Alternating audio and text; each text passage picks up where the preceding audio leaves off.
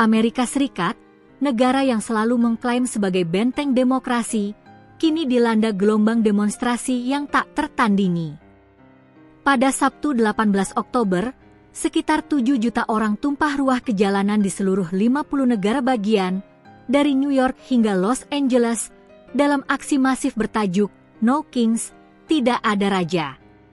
Ini adalah deklarasi perang publik terhadap kebijakan keras Presiden Donald Trump yang dinilai oleh jutaan warga Amerika Serikat sebagai ancaman langsung terhadap demokrasi.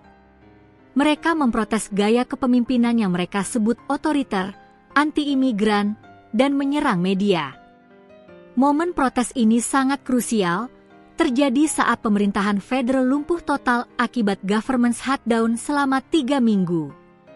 Kekacauan politik bertemu dengan kemarahan rakyat. Apa makna sebenarnya dari No Kings? Mengapa gerakan ini muncul sekarang? Dan bagaimana protes ini disimbolkan dengan balon raksasa Trumpopok hingga bendera anime? Dalam 20 menit ke depan, kita akan bedah tuntas mengapa aksi 7 juta orang ini menjadi pukulan terberat bagi kekuasaan Presiden Trump. Aksi No Kings bukan hanya terjadi di hub metropolitan. Penyelenggara mengklaim sekitar 7 juta orang terlibat, mencakup setiap sudut negara. Di Washington DC, ribuan peserta berkumpul di dekat gedung Capitol, tempat di mana pemerintahan federal lumpuh akibat kebuntuan politik di Kongres selama 3 minggu. Teriakan mereka menggema, "Beginilah rupa demokrasi." Sebuah sindiran pedas terhadap krisis politik yang terjadi. Unjuk rasa juga digelar di kota-kota kecil, termasuk dekat rumah pribadi Trump di Florida, menegaskan bahwa kemarahan ini tersebar merata di basis politik manapun. Apa yang membuat aksi ini masif? Ini adalah akumulasi dari rasa frustrasi terhadap gaya kepemimpinan Trump yang dinilai penuh kekerasan, menyerang lawan politik, anti-media, mencap jurnalis sebagai musuh rakyat, anti-imigran, kebijakan keras imigrasi. Para pengunjuk rasa merasa bahwa fondasi republik mereka sedang terkikis. Seperti yang dikatakan oleh Colin Hoffman, pensiunan berusia 69 tahun dari New York, "Saya tidak pernah membayangkan hidup untuk menyaksikan kehancuran negara demokrasi saya. Kita sedang dalam krisis. Rezim ini kejam dan otoriter. Saya tak bisa tinggal diam di rumah." Momen aksi No Kings ini sangat strategis. Gelombang protes ini terjadi persis di tengah kelumpuhan pemerintahan federal Amerika Serikat atau government shutdown yang sudah berlangsung selama 3 minggu. Kelumpuhan ini disebabkan oleh kebuntuan politik antara Kongres dan Gedung Putih. Shutdown ini menyebabkan ratusan ribu pekerja federal dirumahkan tanpa gaji, layanan publik terganggu, dan ketidakpastian ekonomi meningkat. Para demonstran menggunakan kekacauan ini sebagai bukti bahwa gaya kepemimpinan Trump tidak hanya otoriter tetapi juga disfungsional. 2 pesan utama muncul di spanduk. Lindungi demokrasi, ini adalah seruan langsung terhadap gaya kepemimpinan Trump yang seringkali mengabaikan norma-norma demokrasi, seperti menyerang independensi lembaga dan media. Bubarkan ICE. Immigration and Customs Enforcement ICE telah menjadi simbol dari kebijakan anti-imigran pemerintahan Trump. Di Houston, kota dengan populasi imigran hampir 1/4 dari total penduduknya, spanduk berbunyi, "Lawan ketidaktahuan, bukan migran." Ini menunjukkan bahwa sentimen anti-imigran adalah salah satu pemicu terbesar aksi massa ini. Unjuk rasa No Kings juga menjadi panggung bagi kreativitas politik yang unik, menggunakan simbol-simbol yang satir dan populis untuk menyampaikan pesan. Simbol yang paling viral adalah balon Trumpopok raksasa di Los Angeles.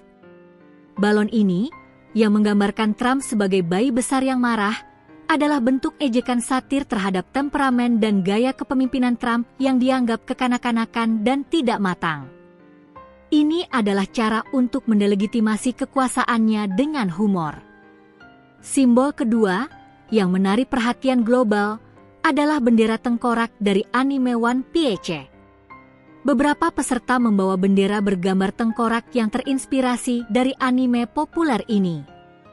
Bagi banyak kaum muda, bendera bajak laut di One Piece melambangkan kebebasan absolut dan pemberontakan melawan pemerintah dunia yang korup. Penggunaan simbol-simbol pop culture ini menunjukkan bahwa protes ini didukung oleh basis massa yang sangat luas, melintasi generasi dan latar belakang. Ini bukan hanya protes politik tradisional, tetapi sebuah pernyataan budaya bahwa masyarakat sipil tidak akan tunduk pada raja yang otoriter. Meskipun gelombang demonstrasi di sebagian besar 50 negara bagian berlangsung damai dan tertib, ketegangan memuncak di pusat kota Los Angeles. Ini adalah pengingat betapa rentannya protes sebesar ini. Di Los Angeles, bentrokan sempat terjadi antara polisi dan sekelompok kecil demonstran pada malam hari. Divisi Pusat Lab melaporkan di media sosial X bahwa setelah ribuan orang mengekspresikan hak konstitusionalnya secara damai, sekitar 100 agitator berbaris ke Aliso dan Alameda. Para agitator ini dilaporkan menggunakan laser dan lampu kilat industri, memicu respons keras dari aparat. Polisi kemudian menembakkan gas air mata dan peluru karet untuk membubarkan massa.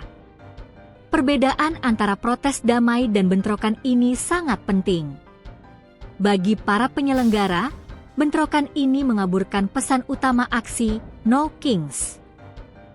Sementara bagi otoritas, bentrokan ini digunakan untuk mendiskreditkan seluruh gerakan sebagai anarkis. Kehadiran, agitator, dan respons polisi yang keras di Los Angeles menunjukkan bahwa ada garis tipis yang memisahkan kebebasan berekspresi dengan potensi kekerasan, terutama di kota-kota yang menjadi pusat ketegangan politik dan sosial. Aksi No Kings yang melibatkan 7 juta orang ini adalah suara paling keras dari rakyat Amerika Serikat yang menentang gaya kepemimpinan Trump yang mereka anggap otoriter. Protes ini diperkuat oleh frustrasi terhadap government shutdown selama 3 minggu dan kebijakan anti-imigran yang kejam. Dengan simbol-simbol yang satir dan partisipasi yang melintasi 50 negara bagian, gerakan ini menegaskan kembali semangat dasar Amerika Serikat, menolak setiap bentuk raja atau penguasa yang absolut. Peristiwa ini adalah peringatan serius bagi Gedung Putih bahwa meskipun Trump menguasai lembaga federal, ia menghadapi perlawanan masif dari masyarakat sipil.